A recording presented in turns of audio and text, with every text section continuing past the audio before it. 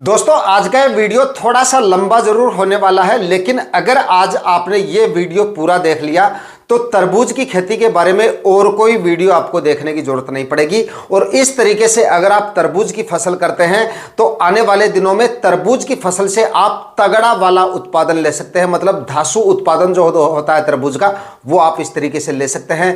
Complete जानकारियां यानी कि बुआई से लेकर और हार्वेस्टिंग तक की कंप्लीट जानकारियां आपके साथ शेयर करूंगा। लगाने का सही तरीका भी बताऊंगा। बुआई के बाद में बुआई से लेकर और हार्वेस्टिंग तक डाले जाने वाले खाद उर्वरक और माइक्रो न्यूट्रिएंट्स के साथ साथ आने वाले रोगों के बारे में और होने वाले स्प्रे के बारे में, यानी कि कंप्लीट जानकारियां आज के इस वीडियो में आपके साथ शेयर करूंगा। इसलिए आज का ये वीडियो पूरा आपको वॉच करना है ताकि तरबूज की फसल से आप जबरदस्त उत्पादन निकाल सकें। तो वीडियो को अभी से लाइक कर दीजिएगा और चैनल पे नए हैं तो सब्सक्राइब जरूर कर लीजिएगा, क्योंकि खेतीबाड़ी से रिलेटेड वीडियो आपको इस चैनल पे मिलते रहते हैं। नमस्कार दोस्तों, मेरा नाम है सुरेश और आप देख रहे हैं खेत किसान झुंझुनू। तो दोस्तों सबसे पहले तो हम बात करेंगे भूमि का चुनाव, डाले जाने वाले खाद उर्वरक और जमीन की तैयारियां। और आपकी तरबूज की फसल का उत्पादन सबसे ज़्यादा इन्हीं बातों पे डिपेंड करता है। अगर शुरुआत में आपने इन चीज़ों पे ध्यान दे लिया तो तरबूज की फसल आपको जोरदार उत्पादन देके जा सकती है। और अगर आपने यहीं से गलतियां शुरू कर दी तो उसके बाद आप चाहे कितने भी फर्टिगेशन कर लो, कितने भी खाद उर्वरक डाल लो, कितने भी चाहे आप स्प्रे कर लो, आपको तरबूज की फसल से अच्छा उत्पादन नहीं मिल पाएगा। तो तरबूज की खेती के लिए सर्वश्रेष्ठ भूमि जो होती है वो मध्यम काली और रेतीली दोमट मिट्टी, जिसका पीएच मान 6.5 से लेकर 7 के बीच में होना चाहिए। ऐसी भूमि का अगर आप चुनाव करते हैं तो तरबूज की फसल आपको जबरदस्त उत्पादन देके जा सकती है। आप अगर अच्छे खाद उर्वरक उसमें और डाल देते हो। अगर आप कुछ किसान भाई क्या करते हैं, गोबर की खाद को अदरवाइज लेते हैं तरबूज की फसल में। और मैं आपसे ये कहूँगा कि तरबूज की फसल से अगर आपको अच्छा उत्पादन निकालना है तो गोबर की खाद तो आपको डालनी ही डालनी है।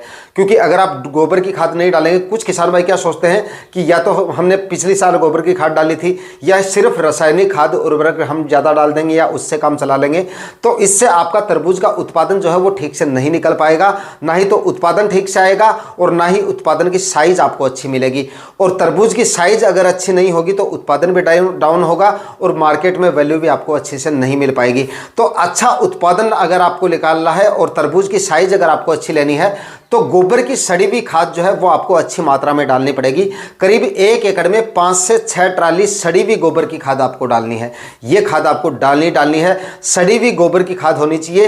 1 एकड़ में ये खाद उर्वरक डालने के बाद में आपको आगे की जमीन की तैयारियां शुरू करनी है। यानी कि भूमि की तैयारियां जब आप शुरू करें उनसे पहले ही आपको ये गोबर की खाद डाल देनी है। और उसके बाद में आप एक कल्टीवेशन करें, उसके बाद में 1-2 दिन का गैप डालें, उसके बाद में दूसरा कल्टीवेशन कल्टीवेटर से करें और उसके बाद में एक कल्टीवेशन आपको हेरो से करके और उसके बाद में आपको रासायनिक खाद उर्वरक लेने हैं।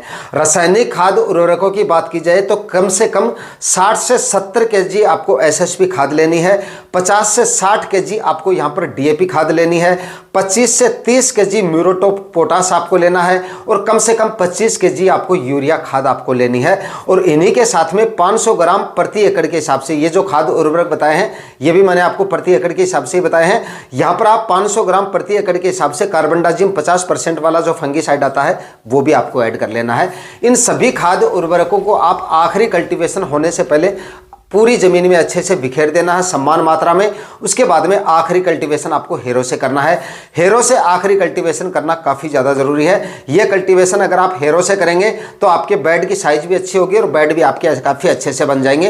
तो हेरो से आप आखिरी कल्टीवेशन करें और इस कल्टीवेशन के समय सुनिश्चित कर लें कि आपकी मिट्टी अच्छे तरीके से तैयार हो गई है, बेड बनाने के योग्य हो गई है। मतलब मिट्टी एकदम भुरभुरी हो जानी चाहिए और मिट्टी में ज़्यादा नमी नहीं होनी चाहिए। इसलिए हर कल्टीवेशन के बीच में हम 1-2 दिन का गैप देते हैं ताकि जो एक्स्ट्रा नमी होती है वो उड़ जाए। मतलब मिट्टी का लड्डू अच्छे से नहीं बनना चाहिए, ना के बराबर नमी होनी चाहिए। और उसके बाद में आपको बेड बनाने हैं। बेड तरबूज की फसल के लिए आप 5-5 फीट की दूरी पे भी बना सकते हो और 6-6 फीट की दूरी पे भी बना सकते हो। तो 5 या 6-6 फीट की दूरी पे आपको बेड बनाने हैं। बेड की साइज आपको काफ़ी अच्छी लेके चलनी है। बेड राइजर या बेड मेकर की सहायता से बनाइए। कम से कम 3 फीट चौड़ी होनी चाहिए बेड की साइज और कम से कम 1 से 1.5 फीट ऊंचा आपका बेड होना चाहिए। चाहिए। इस तरीके से आपको बेड बनाने हैं और उसके बाद में 25 माइक्रोन की प्लास्टिक मल्च यहां पर आपको काम में लेनी है, या 20 से 21 माइक्रोन की प्लास्टिक मल्च से भी आप काम चला सकते हैं। दोस्तों 20-21 माइक्रोन की प्लास्टिक मल्च लगाने के बाद में सिंगल लाइन में आपको 1-1 फीट की दूरी पर अपने बीजों की बुआई करनी है, यानी कि 1-1 फीट की दूरी पर आपको उसमें होल निकालने हैं, या जो प्री होल में प्लास्टिक मल्च आती है वो भी आप ले सकते हैं जिसमें पहले से होल निकले हुए हैं, लेकिन होल आपके 1-1 फीट पे होने चाहिए, यानी कि प्लांट से प्लांट का जो डिस्टेंस है वो आपको 1 फीट रखना है, और लाइन से लाइन का हमने बता दिया कि 5 से 6 फीट तक का आप रख सकते हैं, ये आपको करना है। उसके बाद में बारी आती है सीड शोविंग की। तो काफ़ी किसान भाई कमेंट करके पूछते रहते हैं कि हमें पहले सिंचाई करके उसके बाद में सीड शोविंग करनी चाहिए या फिर सीड शोविंग होने के बाद में हमें सिंचाई करनी चाहिए। तो देखिए, पहली जो सिंचाई होती है वो आप पहले बीजों की बुआई करने से पहले भी कर सकते हो, या फिर बीजों की बुआई करने के बाद भी आप सिंचाई कर सकते हो, कोई इशू नहीं है। मैं हमेशा पहले बीजों की बुआई करता हूं और उसके बाद में जो है सिंचाई कर देता हूं बेड की। लेकिन आपको पहली जो सिंचाई है वो आपको फुल करनी है, मतलब पूरे बेड, आपके जो मिट्टी है पूरी बेड की वो पूरी तरह से गीली हो जानी चाहिए। ऐसा नहीं कि 2-3 घंटे आपने सिंचाई कर दी और उसके बाद में आपने 5-6 दिन तक सिंचाई नहीं की। पहली सिंचाई आपको फुल रखनी है, मतलब कि कहीं से भी बेड, मतलब मिट्टी सूखी नहीं होनी चाहिए। और उसके बाद में आप जो है सीड शोविंग कर सकते हो, या फिर पहले आप सीड शोविंग कर दीजिए भुरभुरी मिट्टी में। जिस तरह की मिट्टी में आपने बेड तैयार किए हैं उस मिट्टी में आप बीजों की बुआई कर दीजिए। लेकिन ध्यान रखिए, सूखी मिट्टी में जो नए किसान बुआई करते हैं तो उनसे क्या गलती हो जाती है कि बीज ज़्यादा गहराई में हो जाता है। सूखी मिट्टी में आइडिया नहीं होता है कि कितनी गहराई में बीज जा रहा है, तो आपको ज़्यादा गहराई में बीजों को नहीं रखना है। हल्के हाथ से बीजों की बुआई करके और उसके बाद में आप सिंचाई कर सकते हैं, यानी कि बाद में भी आप सिंचाई कर सकते हैं। अब बात करते हैं कि तरबूज की खेती करने का सही समय कौन सा है। तो अभी जनवरी का महीना चल रहा है, तो जो किसान भाई अभी तरबूज लगाना चाहते हैं, जो अगेती खेती करते हैं तरबूज की किसान भाई, वो तो नवंबर के आखिरी सप्ताह से इसको लगाना शुरू कर देते हैं। लेकिन उस समय आपको क्रॉप कवर लगाना पड़ता है। तो क्रॉप कवर के अंदर अगर आप लगा रहे हैं तो नवंबर के आखिरी सप्ताह से लेकर और फिर दिसंबर 15 जनवरी तक आप लगा सकते हैं। लेकिन 10-15 जनवरी के बाद में जो किसान भाई लगाना चाहें तो मेरे ख्याल से उस समय पर आपको जो है लो टनल का खर्चा जो है वो आपको नहीं करना चाहिए, क्योंकि उसके बाद में केवल 10-15 दिन के लिए ही आपकी फसल अगेती होती है। तो 10-15 दिन के लिए लो टनल का जो खर्चा होता है आपका वो काफ़ी ज़्यादा हो जाता है। तो अभी जो किसान भाई इसको लगाना चाहें वो जनवरी के आखिरी सप्ताह में लगाएं, या फिर फरवरी के पहले सप्ताह से इसकी बुआई शुरू कर सकते हैं, और उसके बाद में पूरी फरवरी और पूरे मार्च महीने तक कभी भी आप इसकी बुआई कर सकते हैं। अच्छा उत्पादन आपको देके चला जाएगा। लेकिन तरबूज की अगेती जो खेती होती है उससे उत्पादन जो होता है वो सबसे ज़्यादा मिलता है। दोस्तों अब बात करते हैं तरबूज की बुआई के बाद में, बुआई से लेकर और हार्वेस्टिंग तक डाले जाने वाले खाद, उर्वरक और माइक्रोन्यूट्रिएंट्स यानी पोषक तत्वों के बारे में, यानी कि होने वाले जितने भी आपके फर्टिगेशन हैं वो आपको कौन कौन से करने हैं। सबसे ज़रूरी फर्टिगेशन यहाँ पे मैं आपको बताऊंगा जो कि तरबूज की फसल में सबसे ज़्यादा ज़रूरी है। उसके बाद में आपको और कोई फर्टिगेशन वगैरह करने की जरूरत नहीं पड़ेगी। ये फर्टिगेशन अगर आपने कर दिए तो तरबूज की फसल से आप काफ़ी अच्छा उत्पादन निकाल सकते हो। तो सबसे पहले, यानी कि सबसे पहला जो फर्टिगेशन है वो तो आपको एक फंगीसाइड का लेना है। जब आपके तरबूज की जो फसल है वो 3 से 4 दिन की हो जाती है, यानी कि बीजों का जब जर्मिनेशन हो जाता है, जर्मिनेशन होने के 3 से 4 दिन के भीतर, जर्मिनेशन होने के बाद में 3 से 4 दिन के भीतर आपको ये पहला फर्टिगेशन करना है। पहले फर्टिगेशन में आप यूपीएल कंपनी का साफ ले सकते हैं जिसमें कार्बनडाजिम 12% और मैनकोजेब 63% होता है, ये आप ले लीजिए। 400 ग्राम प्रति एकड़ के हिसाब से आपको खुराक रखनी है और ये फर्टिगेशन आप 1 एकड़ में कर दीजिए, ताकि शुरुआती अवस्थाओं में क्या होता है तरबूज की फसल में कॉलर रोट या जड़ गलन वगैरह की समस्या काफ़ी ज़्यादा आती है, पीले होकर प्लांट जो है वो आपके ख़राब हो जाते हैं। तो ये समस्या आपको देखने को ना मिले तो इसके लिए आप ये फर्टिगेशन कर दीजिए। उसके बाद में उसके 2 या 3 दिन बाद में आपको दूसरा फर्टिगेशन लेना है और दूसरे फर्टिगेशन में आपको लेना है ह्यूमिक एसिड 400 से लेकर 500 ग्राम प्रति एकड़ के हिसाब से। ये भी आपको ड्रिप के माध्यम से चलाना है, और जो फंगीसाइड मैंने आपको बताया है ये भी आपको ड्रिप की सहायता से ही देना है। लेकिन दोस्तों अगर आप इन दोनों खुराक का ड्रेंचिंग कर देंगे तो वो और भी ज़्यादा सही रहेगा। मेहनत थोड़ी सी ज़्यादा होगी लेकिन वो ज़्यादा सही रहेगा। तो या तो आप ड्रेंचिंग कर लीजिए। ड्रेंचिंग करने के लिए आपको क्या करना है, जैसे फंगीसाइड ले रहे हो तो आप 200 लीटर पानी में घोल तैयार कीजिए, उसके अंदर मिक्स कर लीजिए और एक एक प्लांट को पिला दीजिए। इसी तरह से आपको ह्यूमिक एसिड देना है, 200 लीटर पानी में घोल तैयार कीजिए, उसको तैयार कर लीजिए और उसके बाद में आपको उसको एक एक प्लांट को पिला दीजिए। मतलब इस तरह से आप ड्रेंचिंग कर सकते हैं या फिर डायरेक्ट आप ड्रिप इरिगेशन में भी चढ़ा सकते हैं, दोनों तरीके से आप दे सकते हैं। और ये दोनों फर्टिगेशन करने के बाद में ह्यूमिक एसिड से क्या होगा कि आपके प्लांट की जड़ों का विकास काफी अच्छे से होगा, और जड़ों का विकास अगर अच्छा होगा तो आपको अपने प्लांट में जो है ग्रोथ काफी अच्छी खासी देखने को मिल जाएगी। शुरुआती अवस्था में ये फर्टिगेशन काफी ज्यादा जरूरी है। ये दोनों फर्टिगेशन देने के बाद में अगर आपको अपनी तरबूज की फसल में फंगीसाइड की जरूरत और पड़ती है, यानी कि अगर आपको ऐसा लगे कि अब भी आपके प्लांट जो है फंगस की वजह से जो है खराब हो रहे हैं या पूरी तरह से फंगस कंट्रोल नहीं हो रही है, तब आप क्या करेंगे, जैसे ही आपकी तरबूज की फसल 10 से 15 या 15 से 20 दिन की अवस्था में आती है, उस समय पे आप जो है एक आपका जो कॉपर ऑक्सीक्लोराइड आता है 50% में, जिसके लिए आप धानुका कंपनी का धानु कोप ले सकते हैं, जिसमें कॉपर ऑक्सीक्लोराइड 50% होता है, उसका एक फर्टिगेशन कर दीजिए 500 ग्राम प्रति एकड़ के हिसाब से। ये फर्टिगेशन करने के बाद में आपकी सब्जियों की फसल में, उनके लिए भी आप नोट कर लीजिए, अगर आपकी सब्जियों की फसल में कॉलर रोट वगैरह की समस्या आ रही है और अगर आपने कार्बनडाजिम, मैनकोजेब वगैरह का फर्टिगेशन कर रहे हैं, फिर भी कंट्रोल अगर नहीं हो रही है ये फंगस, आप जो है कॉपर ऑक्सीक्लोराइड 50% वाला एक फंगीसाइड लीजिए, उसका फर्टिगेशन कीजिए या फिर आप ड्रेंचिंग कीजिए। यह समस्या जड़ से खत्म हो जाएगी। कॉपर जो होता है वो आपकी फसलों में इस अवस्था में काफी अच्छे तरीके से काम करता है, लेकिन कॉपर को आपको शुरुआती स्टेज में बिल्कुल नहीं लेना है। जब आपकी फसल में अगर आपने दूसरे कोई फंगीसाइड वगैरह, जैसे शुरुआत में आपको जो है कार्बनडाजिम और मैनकोजेब 12 और 63% में आता है, शुरुआती अवस्था में आपको यही लेना है। इससे अगर कंट्रोल नहीं हो रहा है तब आपको कॉपर का इस्तेमाल करना है, शुरुआत में ही आपको नहीं करना है। इसके बाद में दोस्तों आपको अगला जो फर्टिगेशन है वो आपको तब करना है जब आपके तरबूज का प्लांट जो है 3 से 4 पत्तों में आ जाए। यहां पर मैं आपको एक भी फर्टिगेशन दिनों के हिसाब से नहीं बताऊंगा कि ये 15 दिन बाद में करना है, ये 10 दिन बाद में करना है। वो इसलिए नहीं बताऊंगा कि प्लांट की अवस्था जो है वो सीजन के हिसाब से चेंज होती रहती है। जो प्लांट आप सर्दियों में लगा रहे हो, जैसे नवंबर दिसंबर में अगर आप तरबूज के बीज लगा रहे हो, तो इस अवस्था में पहुंचने में प्लांट को लगभग 1 महीने का समय लग जाता है। और इन्हीं बीजों को अगर आप मार्च में लगा रहे हो या फिर फरवरी के मध्य तक लगा रहे हो, तो आपके प्लांट की ये अवस्था लगभग 10 से 15 दिन में हो जाती है। तो नए किसान भाइयों को काफी ज्यादा दिक्कत हो जाती है कि भाई 15 दिन बाद में ये फर्टिगेशन बताया है और 15 दिन में वो फर्टिगेशन कर देते हैं। नतीजा ये होता है कि सर्दियों में लगाए जाने वाला तरबूज 15 दिन में तो ठीक से जर्मिनेट ही नहीं होता है। तो इस तरीके से नए किसान भाइयों को काफी ज्यादा दिक्कतें आती है। तो मैं आपको अवस्थाओं के हिसाब से बता रहा हूं।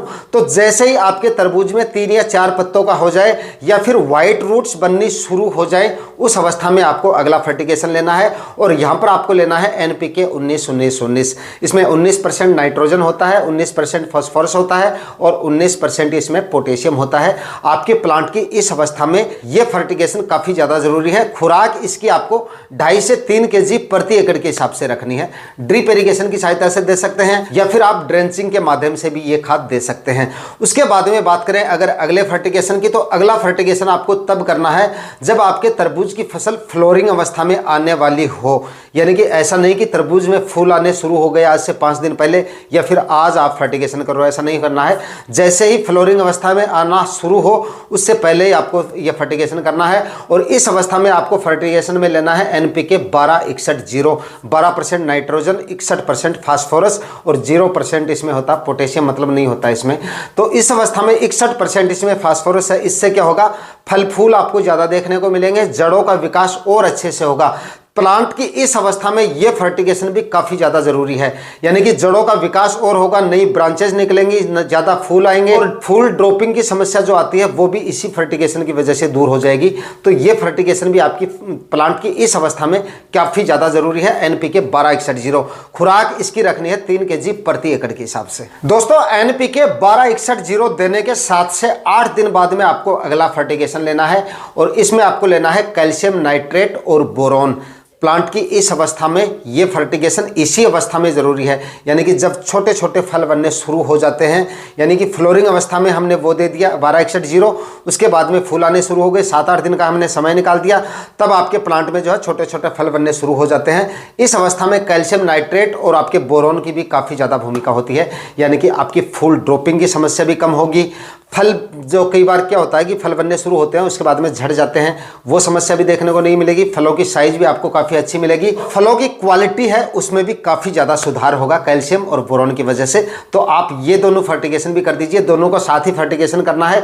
बोरोन आपको 500 ग्राम प्रति एकड़ के हिसाब से लेना है और कैल्शियम नाइट्रेट आपको 4 से 5 केजी प्रति एकड़ के हिसाब से लेना है। ज़मीन अगर कमज़ोर है तो 5 केजी ले लीजिए, और ज़मीन अगर अच्छी है, खाद उर्वरक बाकी आपने गोबर की खाद वगैरह अच्छी मात्रा में डाली है और मिट्टी भी अच्छी है, तो आप 4 केजी कैल्शियम से भी काम चला सकते हैं। ये फर्टिगेशन दोनों को अच्छे से मिक्स करके ड्रिप इरिगेशन की सहायता से कर सकते हैं। नए किसान भाइयों के लिए जानकारी दे दूं कि पानी में जब आप ड्रिप इरिगेशन की सहायता से दोनों को एक साथ दे रहे हो तो सबसे पहले आपको बोरोन को मिक्स करना है। कैल्शियम नाइट्रेट डालने के बाद में अगर आप बोरोन डालेंगे तो बोरोन अच्छे से मिक्स नहीं होगा, क्योंकि कैल्शियम नाइट्रेट डालने के बाद में पानी का जो टेम्परेचर है आपको ऐसा लगेगा काफ़ी ज़्यादा डाउन आ जाता है, और उसके बाद में बोरोन अगर आप डालते हो तो वो मिक्स नहीं होता, उसके अंदर काफ़ी ज़्यादा मशक्कत करनी पड़ेगी आपको। तो सबसे पहले आप बोरोन को पानी के अंदर अच्छे से मिक्स कर लें और कैल्शियम नाइट्रेट को अलग किसी बर्तन में पानी में घोल लें। उसके बाद में दोनों को एक जगह करके और उसके बाद में आप फर्टिगेशन करेंगे तो काफ़ी अच्छे रिजल्ट आपको देखने को मिलेंगे। खुराक मैंने आपको बताई दी है। इस अवस्था में कैल्शियम नाइट्रेट और बोरोन का फर्टिगेशन काफ़ी ज़्यादा ज़रूरी है। उसके बाद में 6 या 7 दिन बाद में आपको लेना है NPK 05234।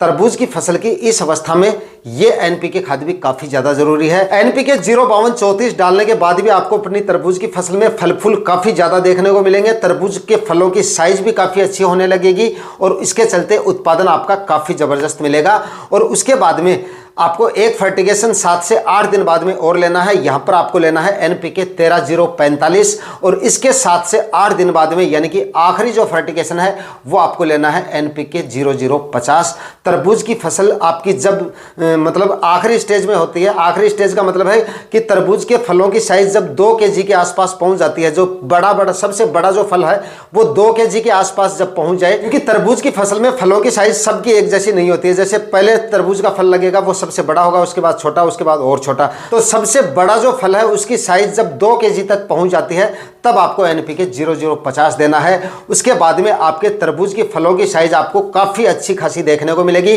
फलों की क्वालिटी में भी सुधार होगा और उत्पादन भी आपको काफ़ी ज़बरदस्त मिल जाएगा। इस तरह से ये फर्टिगेशन आपको लेना है स्टेप बाय स्टेप। बताई गई अवस्थाओं के हिसाब से ये फर्टिगेशन अगर आप करेंगे तो तरबूज की फसल आपको जोरदार उत्पादन देके जाएगी। अब बात कर लेते हैं रोग बीमारी और स्प्रे शेड्यूल के बारे में। दोस्तों, तरबूज की फसल में मुख्यतः 3 तरह के रोग सबसे ज़्यादा देखे जाते हैं, जिनमें नंबर 1 पर है रस चूसने वाले कीटों का प्रकोप। उसके बाद में सुंडी का प्रकोप भी होता है। सुंडी से नुकसान तो इतना ज़्यादा नहीं होता है, लेकिन ज़्यादा प्रकोप होने की वजह से आपके फलों की जो क्वालिटी है वो काफ़ी ज़्यादा खराब हो जाती है। और उसके बाद में सबसे खतरनाक और सबसे ज़्यादा जो अटैक होता है वो होता है फ्रूट फ्लाई का, यानी कि फल मक्खी की वजह से आपकी तरबूज की फसल में सबसे ज़्यादा नुकसान देखा जाता है। और तरबूज की फसल में फल मक्खी की वजह से आपका जो उत्पादन है वो 50, 60, 70% भी प्रभावित हो जाता है। इतना ज़्यादा नुकसान भी फ्रूट फ्लाई की वजह से आपकी तरबूज की फसल में हो सकता है। तो शुरुआती अवस्थाओं की बात की जाए तो सबसे पहले आपकी तरबूज की फसल जैसे ही 4-5 पत्तों की अवस्था में आती है, या आप यूँ कहें कि जैसे ही मौसम में बदलाव होना शुरू होता है, टेम्परेचर धीरे धीरे बढ़ने शुरू होते हैं, उस समय पे आपकी तरबूज की फसल में सबसे पहला जो अटैक होता है वो माहू का अटैक होता है, यानी कि जो अड़ बोलते हैं, तेलिया बोलते हैं, उसका अटैक सबसे ज़्यादा देखा जाता है। या फिर अन्य रस चूसने वाले कीटों का प्रकोप भी शुरुआती अवस्थाओं में देखा जाता है। तो इन बीमारियों का इंतजार ना करते हुए प्रिवेंटिव में ही जैसे ही आपकी तरबूज की फसल 4-5 पत्तों की अवस्था में आती है, उसी अवस्था में आपको सबसे पहला एक हल्का इंसेक्टिसाइड लेना है, सबसे हल्का इंसेक्टिसाइड। और इसमें आप काम में ले सकते हैं एमिडाक्लोप्रिड 17%, 7 से 8 ml प्रति 15 लीटर स्प्रे टैंक के हिसाब से ये स्प्रे आप निकाल दीजिए। और इसके साथ में फंगीसाइड जो है वो आपको UPL का साफ इस्तेमाल करना है, ये आप स्प्रे निकाल दीजिए। और उसके बाद में आपका जो माहू का अटैक है वो तो इसी से जो है पूरी तरह से कंट्रोल हो जाएगा। और इस अवस्था में हल्के फुल्के अटैक ही मिलते हैं आपको देखने को। तो ये सारी बीमारियां जो है आपकी तरबूज की फसल में अगर नहीं आई है, प्रिवेंटिव में अगर आप कर रहे हैं तो ये बीमारियां आपको देखने को नहीं मिलेंगी। और अगर आ गई हैं तो भी ये बीमारियां जो है पूरी तरह से कंट्रोल हो जाएंगी ये एक ही स्प्रे में। उसके बाद में जैसे ही आपकी तरबूज की फसल 20 से 25 दिन की अवस्था में आती है, उस समय पे आप थाइमाथोक्सम 25% जो कि WG फॉर्म में आपको मिलता है उसका आपको इस्तेमाल करना है। 8 ग्राम प्रति 15 लीटर स्प्रे टैंक के हिसाब से आपको ये स्प्रे निकालना है। और उसके बाद में अगला जो स्प्रे लेना है, ये सारे स्प्रे आपको फ्लोरिंग या फ्रूटिंग स्टेज से पहले करने हैं।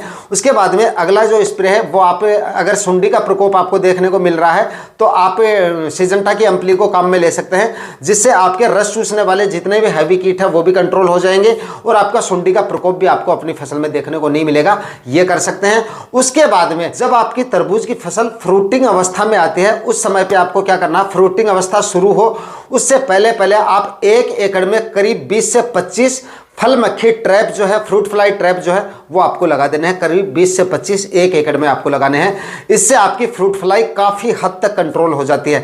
अगर आप ये सोच रहे हैं कि हम तो सिर्फ इंसेक्टिसाइड से ही फल मक्खी को कंट्रोल कर लेंगे या स्प्रे वगैरह से कंट्रोल हो जाएंगी, तो पूरी तरह से आप कंट्रोल नहीं कर पाओगे। बहुत ज़्यादा आपको इंसेक्टिसाइड का इस्तेमाल करना पड़ेगा, जिससे आपकी फसल कमज़ोर भी हो सकती है और आपको फल और फ्रूट भी कम देखने को मिलेंगे।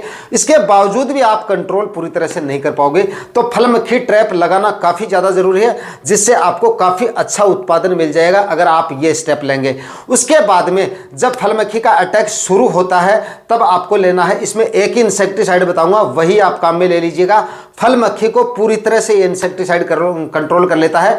बायर कंपनी का सोलोमोन आता है, जिसमें बीटा साइक्लोथ्रिन और एमिडाक्लोप्रिड ओडी फॉर्म में होता है, जो कि आपके जितने भी तरह के रस चूसने वाले कीट और फल मक्खी वगैरह को अच्छी तरह से कंट्रोल कर लेता है। खुराक जो है इसकी वो आपको रखनी है 8 ml प्रति 15 लीटर स्प्रे टैंक के हिसाब से। और आखिर में जाके जब आपके तरबूज की फसल काफी बड़ी हो जाती है तब आप ये खुराक 10 ml तक भी ले जा सकते हैं, लेकिन 12 ml से ज्यादा इसकी खुराक आपको नहीं लेनी है। अगर ओवरडोज आप देंगे तो उतने ही फल फ्रूट आपको कम देखने को मिलेंगे। ये भी आप ध्यान में रखना। जितना हो सके उतना कम इस्तेमाल करना है। कम से कम 10-10 दिन के अंतराल से आपको ये इस्तेमाल करते रहना है। इसके बाद में आपको किसी भी और इंसेक्टिसाइड वगैरह का इस्तेमाल नहीं करना पड़ेगा। तरबूज की फसल में बताए गए स्टेप अगर आप लेंगे बुआई करने के बाद में, तो आपको काफी अच्छा उत्पादन देके जाएगी। बताए गए तरीके से, बताए गए समय पे अगर आप तरबूज की खेती करेंगे। आज के वीडियो में इतना ही। मैं मिलता हूं किसी और वीडियो में नए टॉपिक के साथ। तब तक के लिए जय हिंद, वंदे मातरम।